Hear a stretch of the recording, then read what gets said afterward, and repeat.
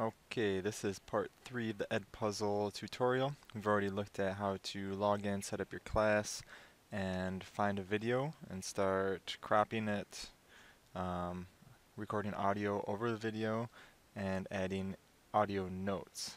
Something I failed to mention before is that the audio notes could be entered at any point along the timeline. So if you wanted to stop the recording, you can use the top part of this icon here. See how the cursor turns to arrows?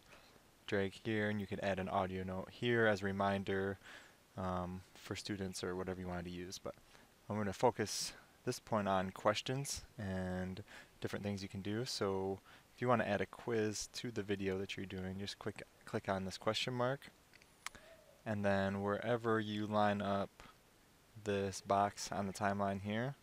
So let's say I wanted to add a practice question here or a quiz. I can just click on that, and then it opens up over here. So my three different options are an open response, so students can type in what they want. I can add a little quiz, so I can do multiple choice questions, and I can add multiple ones if I want to. Or I could add a comment that will just pop up when the students get to that point in the timeline. So it could just be a textual comment or something you want to show them here. So I'm just going to focus on the test one and show you the features of what you can add. And the other ones work similarly. So if I wanted to do an equation of sorts, I could do 5. And if I want to do subscript, I can just click that and then unclick it to go back to normal. So then exponent, oops, I want to do 6 exponent cubed. And so I could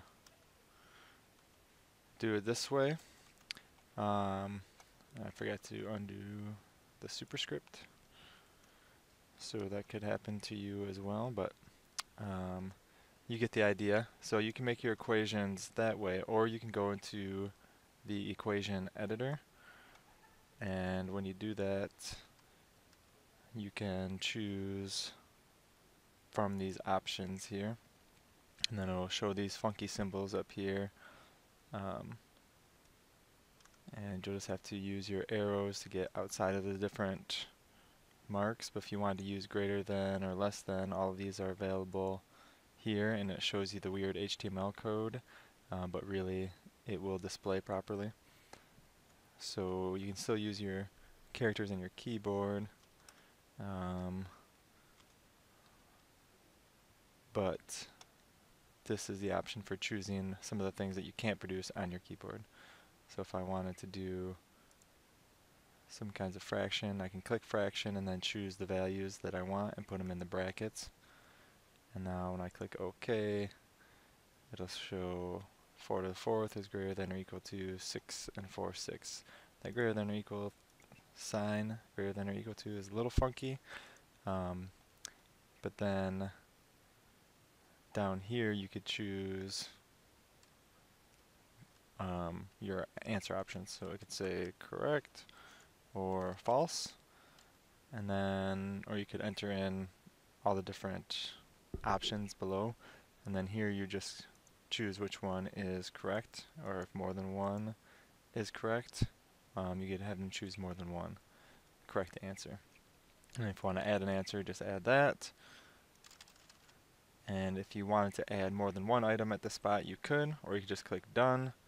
And then now when students get to that point in the video, it will stop, and students will be asked to answer that. And this is what it'll look like for them.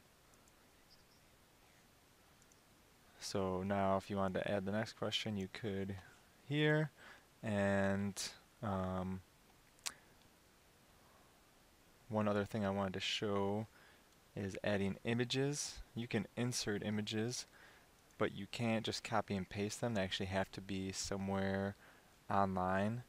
So you could paste the URL here and then add the dimensions, or if you had something, let's say you wanted to show a quadratic graph, and then find the image, you could just right click and then choose copy image, Then when you go here and paste it, it will show up as part of your question.